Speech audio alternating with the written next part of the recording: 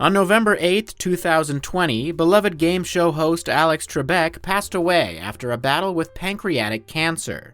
He had announced his diagnosis the year before, prompting an outpouring of support from fans across the country.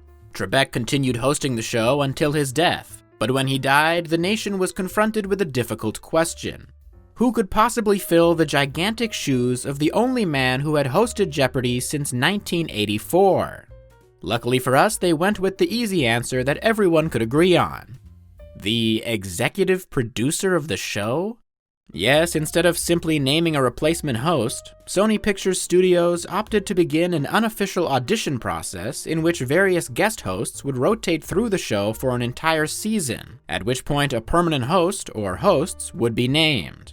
But what the viewers at home didn't know was that the entire thing was rigged by the man in charge, who undermined the whole process to put himself in a position to assume the job.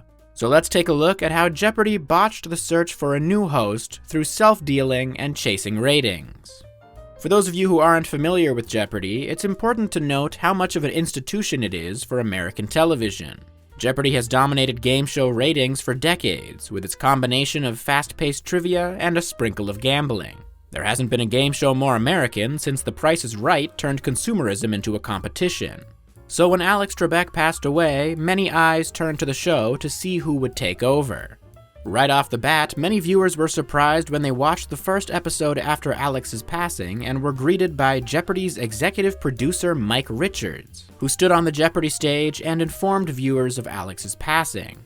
Now, Mike Richards is not to be confused with the actor Michael Richards, who you also probably wouldn't want to see on a stage.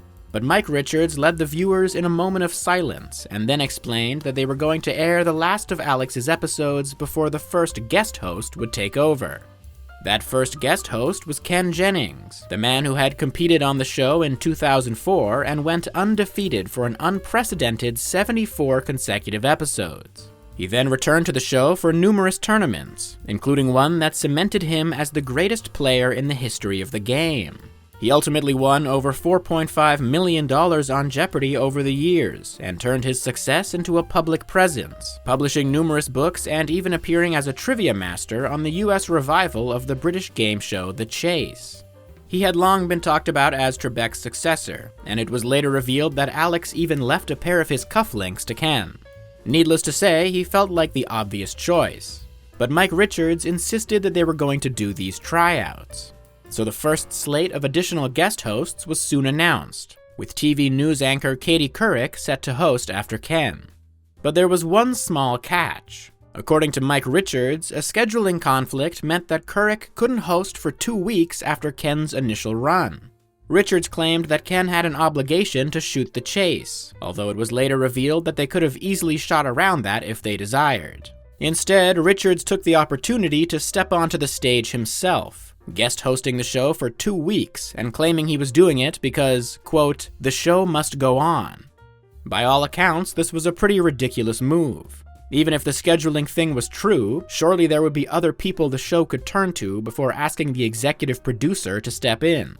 But what really complicated things was the fact that Mike Richards was honestly a pretty solid host.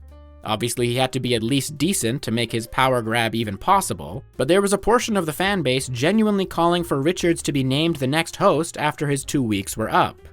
But before Richards could claim his throne, the other guest hosts had to get their time. When all was said and done, Jeopardy had 16 different guest hosts take over the show. Most of them were news broadcasters, but the show also made a few incredibly bizarre choices. Among them were 2 television doctors, Dr. Sanjay Gupta and Dr. Oz, as well as sports broadcaster Joe Buck and NFL quarterback Aaron Rodgers. After the first slate of guest hosts was announced, many fans were upset that actor LeVar Burton wasn't invited to guest host the show, as he was the beloved host of the PBS series Reading Rainbow for 23 years. After a petition to have him on the show received over 250,000 signatures, the Jeopardy producers finally relented and gave him a week of episodes. But those episodes happened to air at the same time as the 2020 Olympics, so LeVar Burton received the worst ratings of any guest host. And by pulling that move, Mike Richards basically became the Tonya Harding of game show hosts.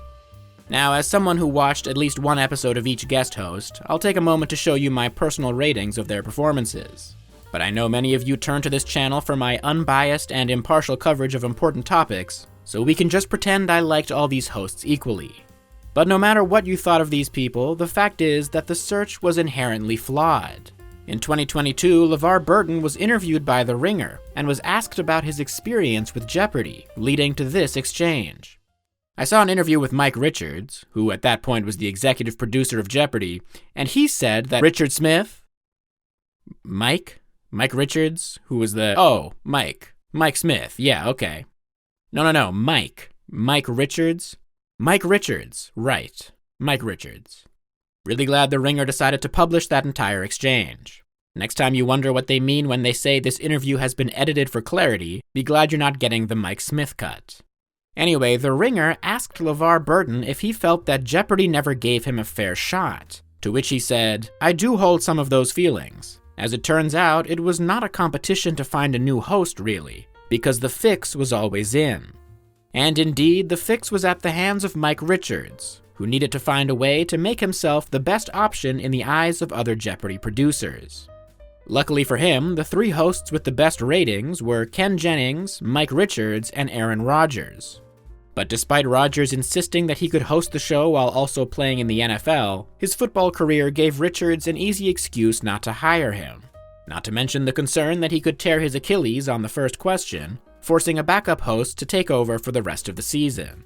But that still left one man standing in Mike Richards' way, the clear favorite Ken Jennings. And how do you get rid of a man so perfectly poised to take Alex Trebek's job? You get him canceled by resurfacing some old tweets. Now, to be clear, I'm guessing Mike Richards himself was not the reason that this happened. But around the time that Jeopardy was weighing its options, a couple old Ken Jennings tweets were brought into the public eye. Of particular controversy was a 2014 tweet which said, "Nothing sadder than a hot person in a wheelchair," which was then publicly condemned by disability rights activists, just in case you thought they'd enjoy it. Ken also tweeted a reply to a story about a dying fan who was granted his wish to see an early screening of Star Wars The Force Awakens before he passed away, saying, "It can't be a good sign that every fan who has seen the new Star Wars movie died shortly thereafter." No comment from deceased rights activists on that one. Ken Jennings then deleted those tweets and issued an apology. But the damage had been done, at least in the eyes of Mike Richards, who could use this scandal to weasel his way into a well-paid hosting gig and all the fame that comes with it. Still, was the public really going to accept the executive producer of the show naming himself the next host? A blatant power grab like that could easily be met with some backlash. So the producers of Jeopardy came up with a brilliant plan to cushion the blow. Instead of naming himself the host of Jeopardy, Mike Richards would simply name himself the co-host of Jeopardy. As for the other host, the show turned to Mayim Bialik, the actress best known for her roles on the sitcoms Blossom and The Big Bang Theory. Bialik received the 6th highest ratings overall and was bolstered by having a PhD in neuroscience. Sounds like everyone forgot that Aaron Rodgers went to Berkeley. So on August 11th, 2021, Jeopardy announced that Mike Richards would be the host for the daily episodes of Jeopardy, while Mayim Bialik would be the host for the primetime specials and spin-offs. Which is exactly what Americans were asking for. Inconsistent scheduling and a confusing format that inherently pits the two hosts against each other in the eyes of the viewer. Now, of course, Mike Richards denied that he had selected himself for the job, just like Dick Cheney. He claimed that once he became a serious candidate for the position, he stepped away from the selection process to avoid being biased. But a report from the New York Times later revealed that Richards personally selected the episodes for each host that would be sent to focus groups to determine public opinion, meaning he could easily pick the worst episode for each guest host that wasn't named Mike Richards. Not to mention the fact that the people who made the final call were presumably Mike's colleagues. But it didn't really matter anymore. Mike Richards had gotten everything he had hoped for. He was going to be the host of Jeopardy while still remaining executive producer. And nobody could complain about it because, like I said, he really wasn't that bad of a host. But Mike's dream soon turned into his nightmare. Much like what had happened to Ken, people began to look into Mike Richards' past. And it was much worse than a few offensive tweets. The problems came from his time as executive producer for The Price is Right, when he was named in lawsuits for sexual harassment and wrongful termination.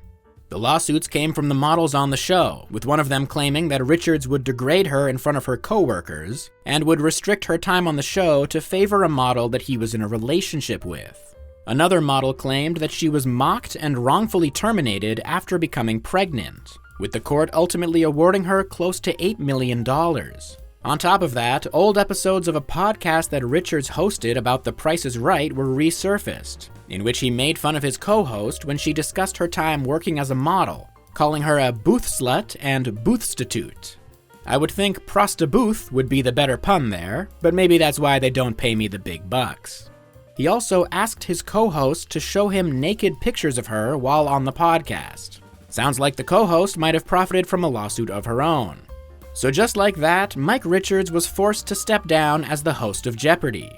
He had already recorded a week's worth of episodes, which is actually the amount of episodes they film in a single day, which means that Mike got to enjoy exactly one day as the host of Jeopardy! Before losing it forever.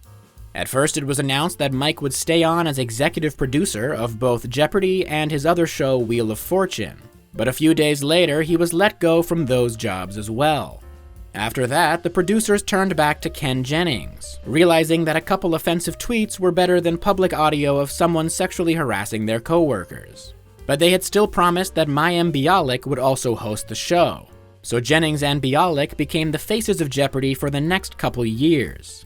And everyone put up with this weird hosting arrangement like children spending time with their divorced parents. It was only in May of 2023 when things got complicated, as Mayim Bialik chose not to host the final episodes of season 39 in support of the writer's strike. 7 months later, Mayim Bialik posted on Instagram that she had been informed that she would not be returning to Jeopardy! Now, we can debate whether or not the writer's strike had anything to do with Bialik losing her position, but I think the new producers realized that having two hosts was a ridiculous idea from the beginning. So in the end, the job of hosting Jeopardy! Went to the guy who was pretty much the best choice from the start. But instead of the job immediately going to him, Jeopardy! Had to endure 3 years of hosting chaos thanks to the aspirations of one man. A man who had a cushy producing job but still wanted more, until he flew too close to the sun and lost everything. Perhaps then, the story of Mike Richards is a lesson for us all. A lesson on the cost of greed and your own sins coming back around. Or maybe nobody really gives a shit and it's just a fun little game show. Now please consider subscribing, or I'll make you watch the Dr. Oz episodes of Jeopardy!